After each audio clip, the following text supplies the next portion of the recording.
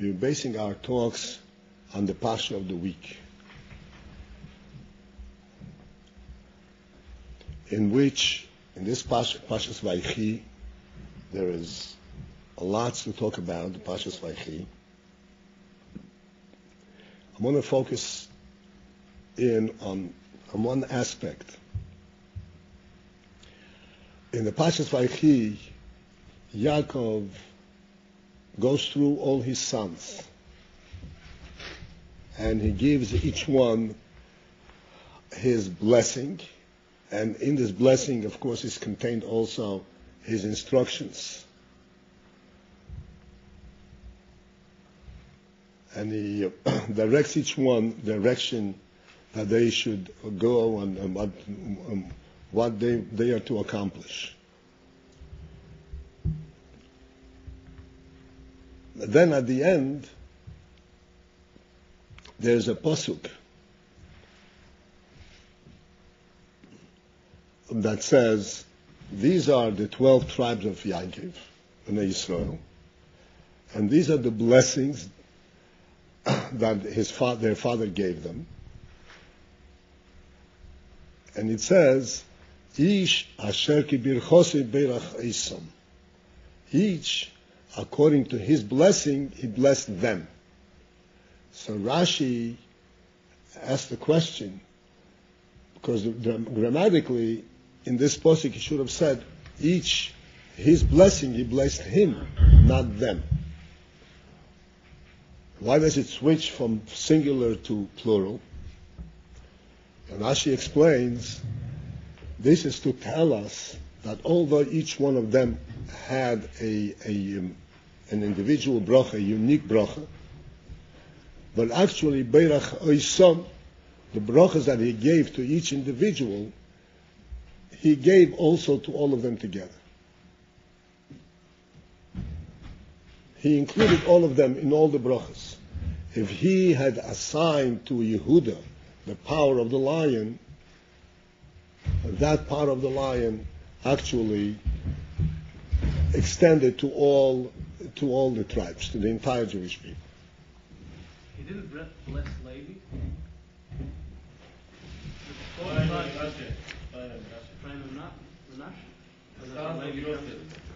No. Yaakov had 12 children. Yeah, how many children had 12. 12. So if he blessed Ephraim and Manasseh, right? He blessed in these brachas, Ephraim and Manasseh are not singled out. In these brachas, Yosef is mentioned. Ephraim and Manasseh were blessed separately before, then Yosef went to Yaakov. But in this context, when he called all these sons, Ephraim and Manasseh were not singled out. It was Yosef, and there was Shimon and Levi.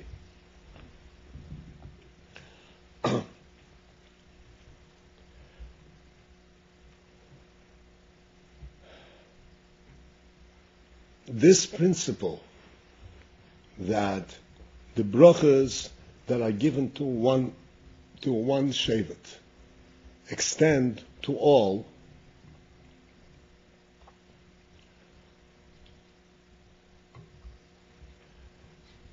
there are several ways of understanding this.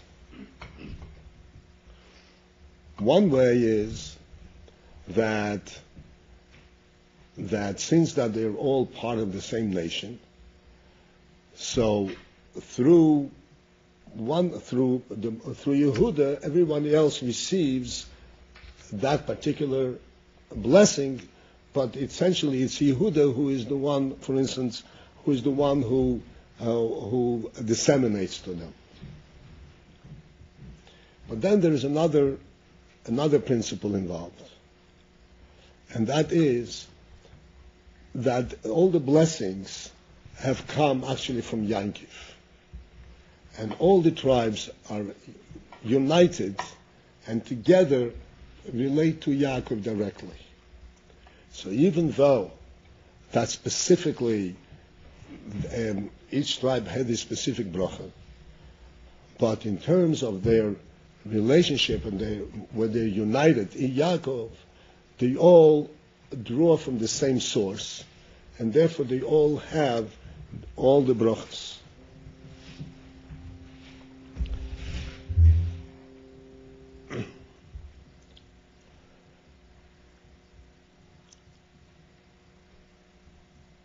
The principle that I want to discuss and how it pertains to us coming from this.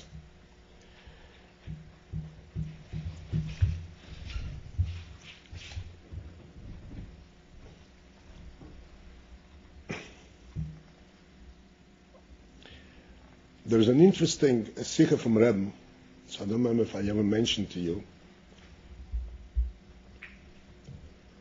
Maybe I did.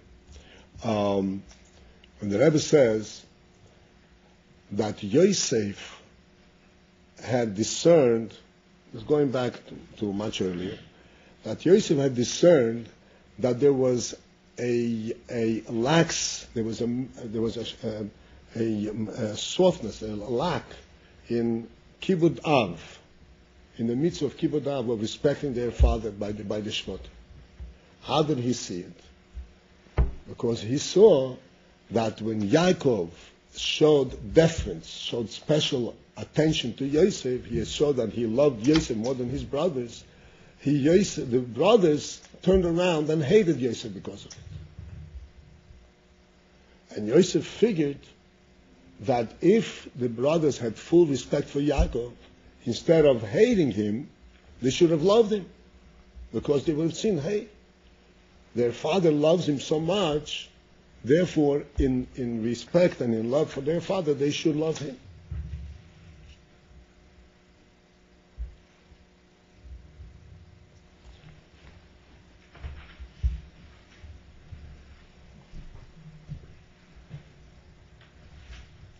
This is an interesting concept.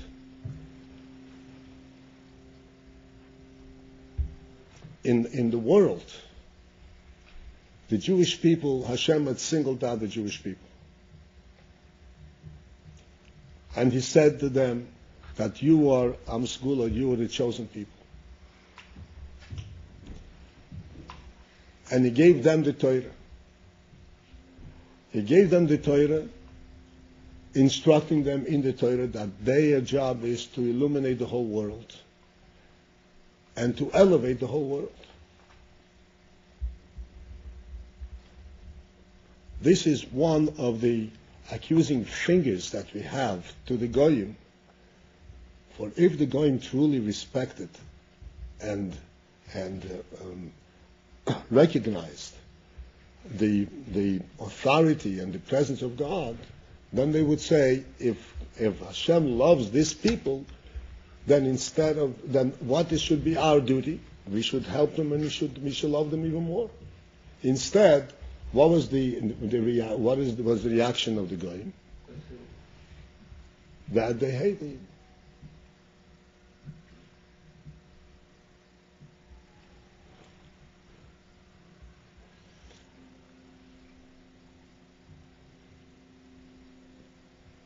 What this means directly to us,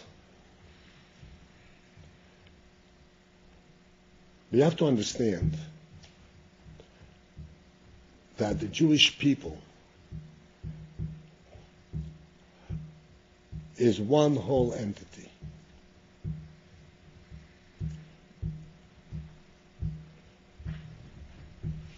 The fact that in the Jewish people there are 12 tribes, and each tribe excels. You know what excels means? Has special qualities that the other one doesn't have.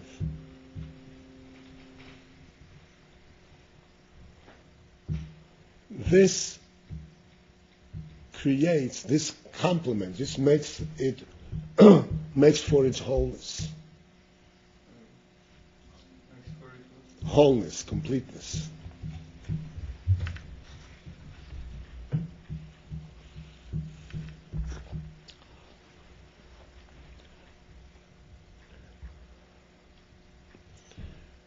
If we have a shortage, we are lacking something, we are weak in some aspect, and we see someone else who doesn't have that weakness.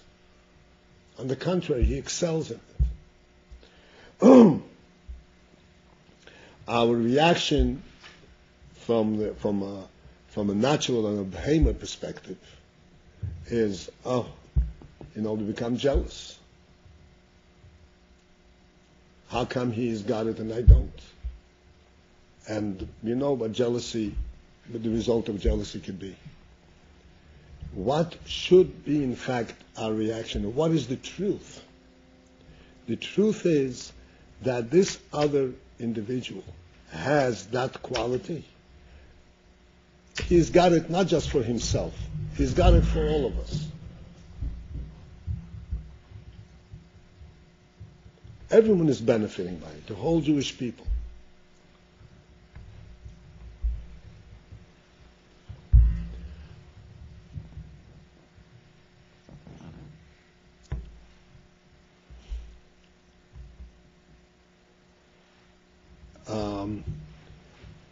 Again, I may have related to you this episode in my own life,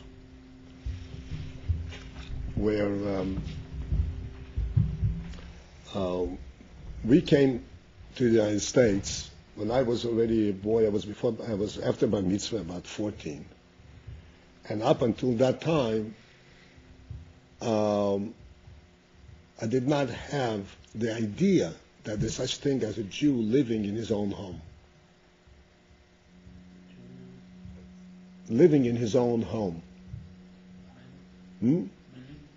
Meaning that throughout the time we were in Russia or traveling through Europe, we did not have our own home. There was a big house, and each room was a whole family. There was no dining room, living room, bathroom, bedroom. The dining room, and the living room, and the bedroom, and the kitchen were all in the same room for the whole family. And we were lucky if we had that. This is how we traveled for many, many years. And Baruch Hashem, we survived and we learned, whatever. Finally, we came to this country. And at that stage, as I said, I personally was already almost 14 years old. And the first Shabbos that I was here, I was invited to someone's house. I came to the house, and lo and behold, there's a whole house. There's a living room, there's a dining room, there's a kitchen, all separate rooms. I never thought that such a thing exists. And there's the bedrooms, they're all separate. And so you would think, and as I said, I distinctly remember my own thoughts at the moment. Because this is the way we were brought up, this is the way we lived. You would think, how come they have it and I don't? Not at all. That thought didn't even cross my mind. What crossed my mind, I realized this. This is the way Jews are supposed to be. In other words, there is a model. There is another way for Jews to be. Jews are not confined to this type of life. There's another life.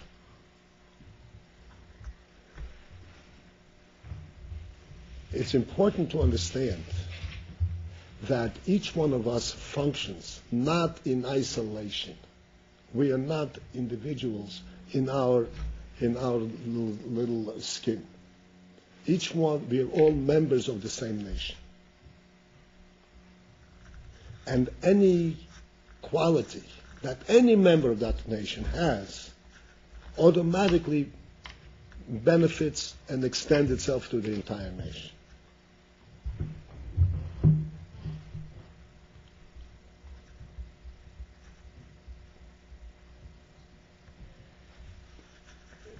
Right here in this yeshiva, we have some people who are beginners, some people are in the middle, some people who have been successful, Baruch Hashem, and succeeded in learning and all that. All that, when you see someone who had been successful, it should elicit a feeling of encouragement, not as a feeling of I don't want to use the word jealousy, or a feeling of distancing. I don't belong there. No, you all belong there. On the contrary, that success should be encouraging to each one of you. It should say, this is what can happen. And as a matter of fact, this extends to everyone. If we see one catching on, making some progress, that should be automatically encouraging to everybody else. Not chas v'sholem discouraging.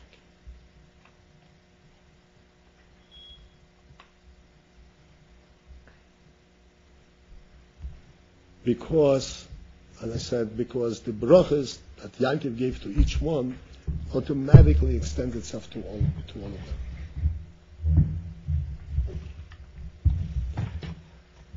This is true from both sides. Just like Yehuda, Yankov gave him the power of a lion. And we know that Yehuda, the Shevet Yehuda, they were the kings. They were the kings in the Jewish people. What is the function of a king? The function of a king is not just to be king and to serve himself. The function of a king is to represent the whole nation and to fight for the whole nation and to give strength and direction to the whole nation. So that what he has is automatically doesn't belong to him personally, belongs to everyone. The same thing in our environment here. Everyone who had successfully mastered anything in learning or davening or whatever it is should understand that it is his duty and the success and the blessing that he has is meant to be shared with others. It's not for himself.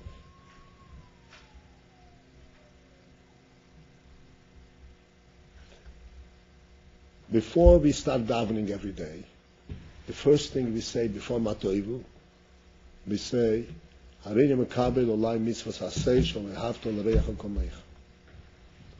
this is the introduction, the preamble for davening. Why? Why do we have to say Makabel mitzvahs hashish v'ahavta l'reacha k'omecha? Because if you approach davening, you approach Hashem as an individual, your davening has no meaning. A Yid, when he approaches davening, he doesn't approach davening as, this is me here. He approaches davening, this is a Yid, a member of this nation. This is how he comes to daven. And if he represents only himself, then by what right does he approach the name of Hashem? Hashem is the king of the whole world. The same thing we say later on before the Baruch She'omar. We say L'Shem Yichud, and then we say B'Shem Kol Yisrael. B'Shem Kol Yisrael, in the name of the entire Jewish people. How do you dare to say, you speak in the name of the entire Jewish people? You're just you. The answer is that every Yid automatically represents the entire Jewish people. And not only those that know it, but those even who don't know it.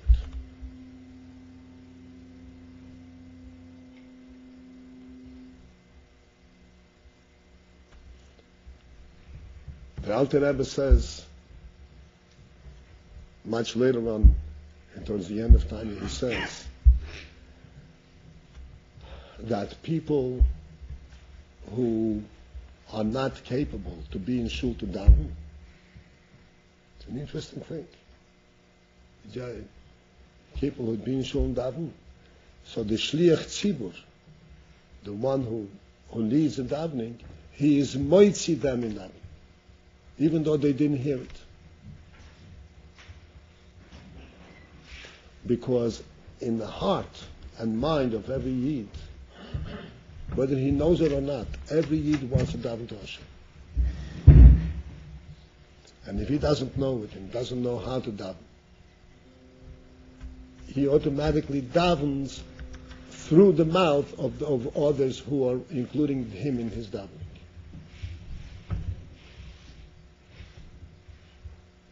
This is, in fact,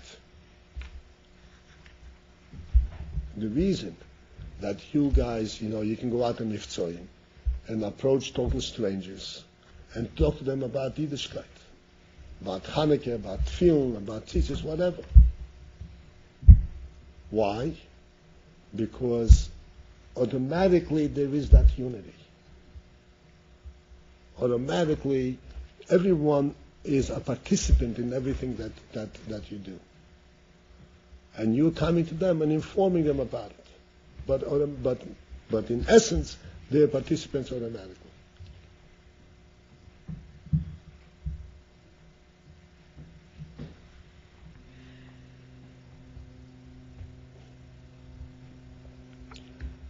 So, coming back to our own enclave over here, in a congenial group like this, all of us here who have started learning, who've come to Yiddishkeit at a, so to speak, an advanced time in life, who came, who have not come, who have, in a certain sense, been underprivileged in terms of being exposed and taught Yiddishkeit, have come and have to catch up. Here, it is absolutely necessary, and not only necessary, it's completely rational and logical, that there should be complete unity, complete support one to the other. If anyone can help someone else, that should be his duty to do so. And any kind of bickering, any kind of separation and break between one and the other is contrary to the inyan of V'ahavta l'recha kamecha in general, and particularly here, because this is a single place where you're all gathered for the purpose of recognizing of who we are, not just to build up my own self and to become a somebody, but to recognize what it means to be a Yid, what it means to be a member of this holy nation.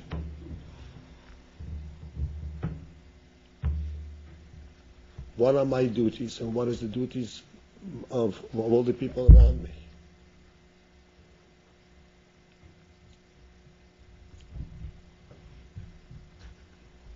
And we have to understand at any time that one of us here succeeds in breaking through his barriers, that automatically helps everybody else.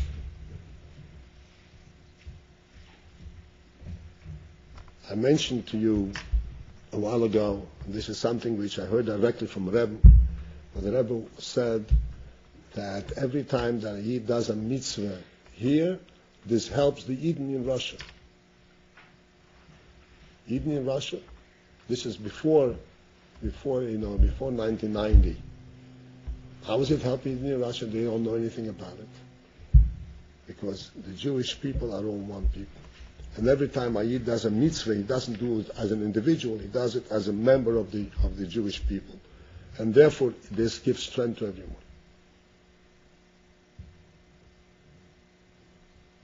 And this is what the Pasuk over here actually expresses clearly. And Rashi says it, that the brachas that Yankov gave to each individual, the Shvatim are all standing there.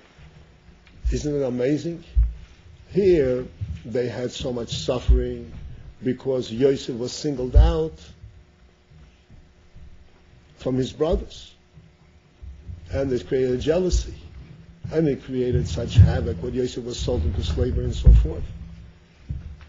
And then Yankov gathers them all, Yankov himself, and again begins to single them all out.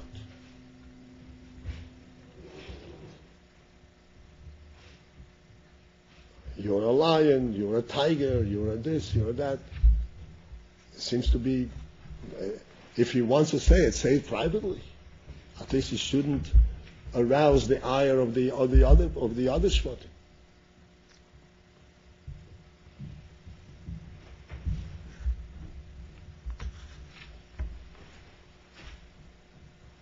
But at this time, things were completely different already. You know that when Yankov called his sons together,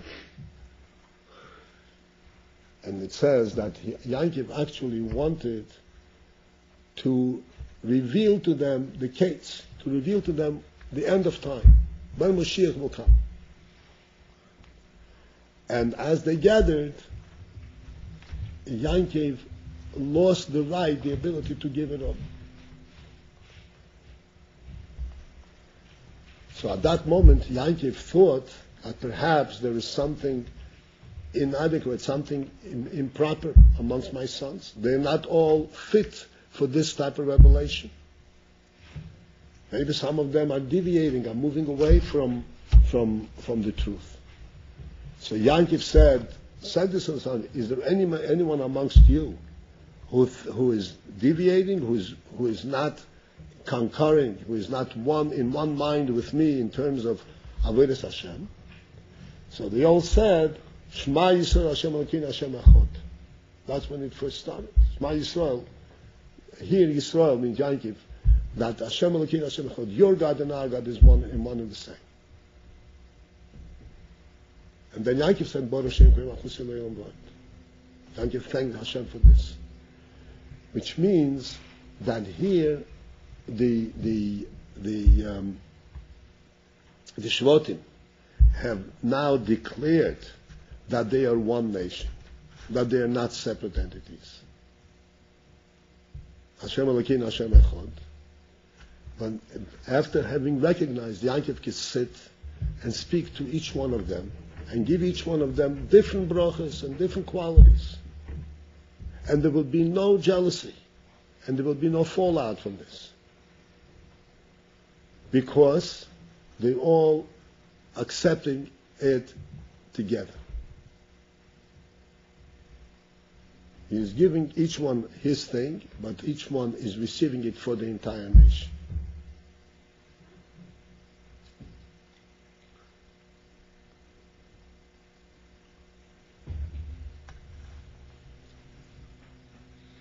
At the same time, we have to understand, along with this, you have to understand the time that you have here in yeshiva. You may not realize, hey, what's the big deal if Yankel Todros loses an hour, wastes some time. The time that you are here, you are actually representative of the Jewish nation. Your time is extremely valuable, not just as individuals, but as member of the Jewish nation. And every time that one of us here learns, he is learning. Everyone, the whole nation is learning with him. As we spoke one time before, Hashem is sitting and learning with him.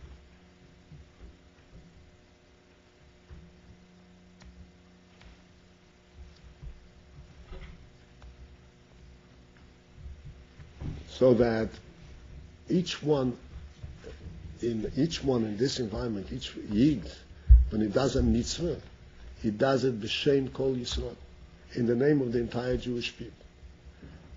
And reflecting on that, he will understand the significance of his actions and how serious the moment is and how carefully he has to do it. He cannot say, oh, it's me, big deal. If I do it one way or another, it makes no difference. It makes absolutely a great difference, because it's not me as an individual.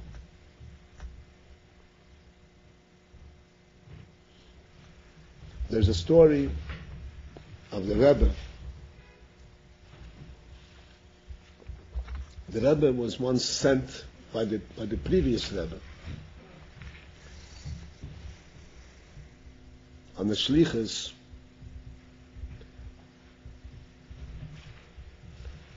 to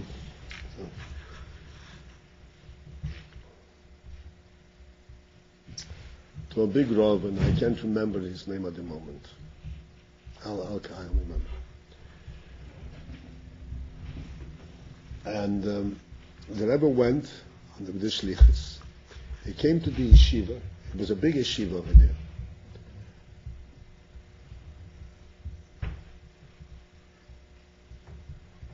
And he came into this medrash, and he asked, where is this? Where is yeshiva? And he was waiting to be admitted. In the meantime, the bochum in the yeshiva, the Yelite, came up to the Rebbe, started asking him questions in learning. And the Rebbe didn't react to anything. They asked him one thing, another thing, they talked to him. The Rebbe had nothing to say about anything they were saying. So they started talking about them amongst themselves. They started saying, what is this? It's the Vayechi Rebbe's son-in-law. Doesn't seem like he's of any great significance. Doesn't know anything. Doesn't react to anything we say. The Rebbe finally was admitted to the Rosh Yeshiva. I can't think. And he did his shlichus. After he came out from the yeshiva, he came back into the medrash. So he sat down in the medrash, and then he called the bochum over and said, "Okay, let's start over again. Ask your questions." They started throwing all the questions back, and the Rebbe started talking to them, and they were flabbergasted from the Rebbe's knowledge. And they were all excited. So when they saw this, so then the Rosh Yeshiva came out. And he asked the Rebbe, how come you did this? You know that for a while you made a Chilul Shem Lubavitch. They thought that the Lubavitcher Rebbe's Eidim, it doesn't know anything. So the Rebbe said, when I came here not on a personal mission. I came here as a shliach for my father-in-law. As long as I did not fulfill the shlichus, I don't exist personally. I cannot do anything other than fulfilling the shlichus. And that's why I couldn't get involved in any of these discussions. I had the shlichus to fulfill. Once I fulfill the shlichus, then I can go and do my own thing.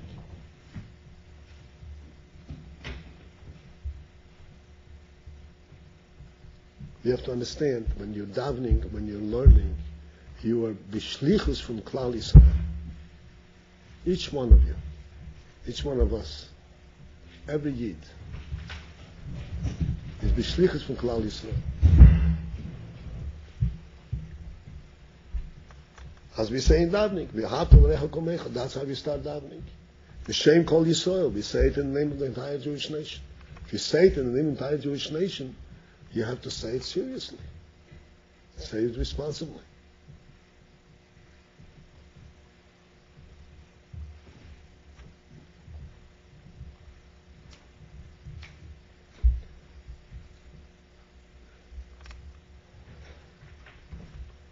So that this alone, this episode, this indicator from the brachos of Yankiv, that alone should be sufficient for us to recognize how each one complements the other one. Complements means fulfills the other one. And how it is absolutely necessary to avoid any kind of divisions amongst us. Because any division is contrary to the Vayechi Komecha. Any division is contrary to B'Shem Kol Yisrael. And any division is detrimental to the success of everyone else. Can I ask a question? Yeah. ואהבת לרעך כמוך, the Arizal put this beginning of the Dhamma. Right. It's only in the Chabad tradition or also in the... It's not only the Chabad tradition, it's a Arizal. I mean, and all the Siddur, right? All the Siddhus... Arizal Siddur. Yeah, I don't know if all these flourishes for him, but Sidurim, but many Sidurim have it. But that's only in the davening. I mean, after the Hakomech is a pasuk in the Torah, you know. Yeah. I'm very curious about something in Parasha. This question blows my mind. 12 sons to Jacob, and he took Ephraim and Menashe. He didn't seem like his son. They're going to be Shvatim. So now we have 14 Shvatim. I know that Levi is not counting one of the Shvatim.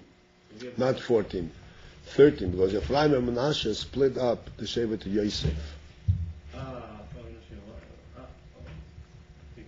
without Levi and... Not Levi, so it's 12. Yes. So when the Roche was from Jacob, What? when Yaakov was blessing all the brothers, each one, he blessed Yosef, and the blessing of Yosef was divided, like he blessed Yosef and Ephraim, or Yosef and Menashe. No. Yosef. And Yosef is counted as Ephraim and Menashe. Yeah, for both. That's what I was trying to ask. Why then afterwards doesn't say these are the Shavits? What? I was trying to ask that before. Why then doesn't say these are the Shavits Yisrael? Right? It's not the Shevet Yisrael. Ephraim and Menashe. Like they asked, did you bless Levi and Yosef? It's not a Shevet Yisrael. There is a klal like this. When Levi is counted, then Ephraim and Menashe are counted as one. When Ephraim and Menashe are counted separately, then Levi is not counted. You understand?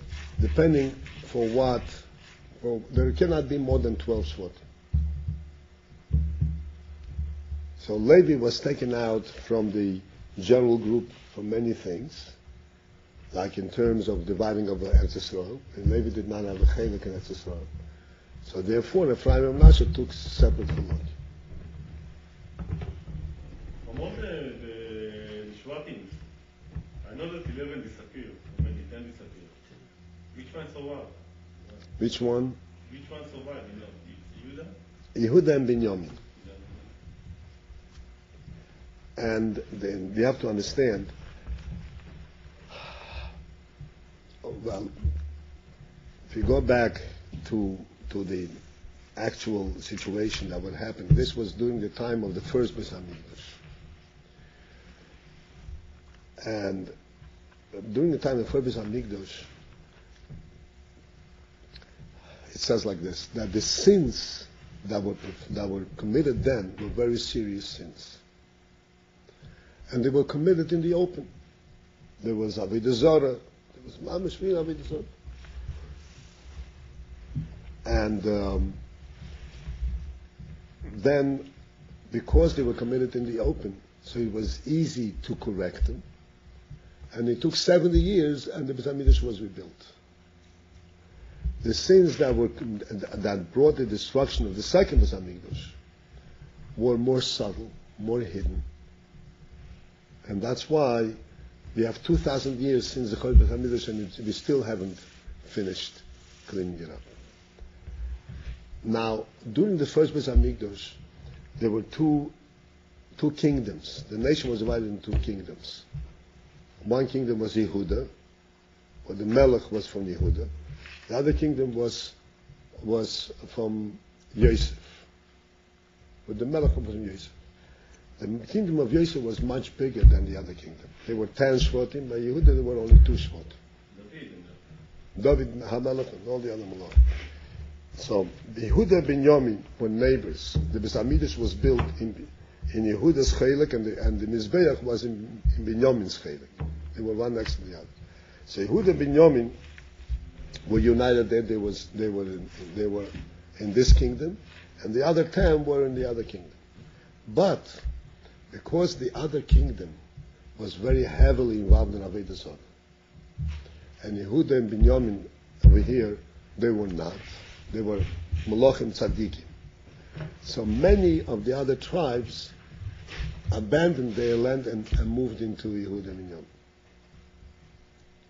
So even though, as a nation, yes, they were lost, but many of the tribes mingled into Yehuda. So it wasn't just Yehuda and Binyamin. There were many from the other tribes because they abandoned them. So the temple, Beit HaMikdash was in Malchut Binyamin. And they didn't give to a part. Malchut Yehuda. יהודה? מלכות יהודה זה מלכות ישראל? No. Okay. Yehuda and Yisrael. They didn't have in the part in the temple to Malchut Binyamin. And because that, they didn't come to do Korbanot in the temple. That's what I read. No, Binyamin and Yehuda were together. Malchut Yosef, Ephraim, was a melech in the other Shvatim. And the melech of the other Shvatim, they had Malachim that were Oiv David Zara. And the melech in the other Shvatim, actually the very first one, he wanted to solidify, make sure that his Malchus stands, because all Yidden knew that Yehud is the melech. All of a sudden somebody who is not Yehud is a melech. So in order to make sure that the Malchus stands, he said like this, he said, if I allow all the Yidden to be oiler and regal, so the Beis HaMikdash, then they will abandon my Malchus, they will join the other Malchus. So, Yerovam ben Nevat, the Melech. And all the kings that come after him. Right. What? From Yehuda? No, he was from Binyamin. And all the kings that came after him in Yehuda. Not in Yehuda, in Israel. They all followed in the same steps. Right. Yeah. Most of them were tzaddikim. What? No, by Yehuda most of them were tzaddik. By Israel most of them were Rishonim. Malchut Israel is Malchut Binyamin. Malchut Israel is Malchut Yehuda. No. Malchut Israel is Malchut Yosef, Malchut Ephraim. Yeah. Isn't that why Yosef didn't want to bless? Sorry, isn't that why Yaakov didn't want to bless Yosef? Because of something Right. in the Midrash. Right. He saw. Yeah. And Roy, when Yaakov blessed each one, which means that everyone got that blessing. But then what was special about each one? Like the blessing was especially for one, and others had a little of that blessing, or like the emphasis of the blessing was for one, and it affected the others. How? In a way of him affecting the others, or each one got a little of that blessing, or Both. One is, like I said before, that the one who was specially given that blessing, he affected the others, and also the others also got this blessing directly. Let me explain to you, for instance. Binyamin was blessed, was given the bracha. Binyamin is like a se'ev, like a wolf. And there's a Rashi and there's the Sikhs about this. What is the significance of being a wolf? Being a wolf, a wolf has the nature that he enjoys something that he grabs away, not something that he finds without challenge. He wants to grab, to snatch it, to snatch from somebody else. what is to snatch? What is To grab, to pull away from something. And what does this mean in terms of Avodas Hashem, in terms of Eden? In terms of Eden, it means that a Yid has the capacity to snatch, break away from an Aveira and do a mitzvah. Now, it's not just something that comes smoothly, but to oppose, when you have an opposition, when you have a situation where you're drawn to the Aveira, or you already did it, and to break away, that's the power of a wolf. Sure. And that was given to everyone. Like tshuva.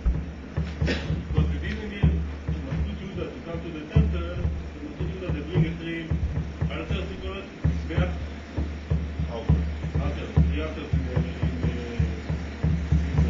Malchus Yisrael. Malchus Yisrael did not allow their people to go to Oil Regel into the Yes. That's Yisrael. That's right.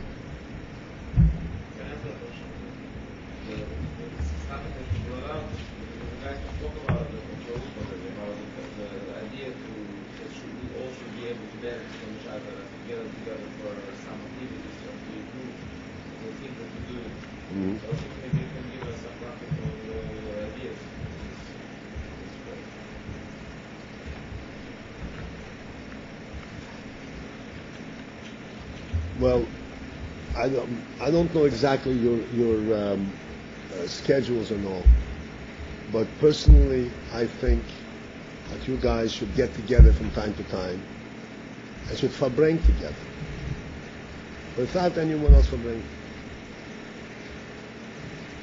You should verbring amongst yourselves, and nobody should walk away. Oh, everybody should be there, and everybody should participate. Should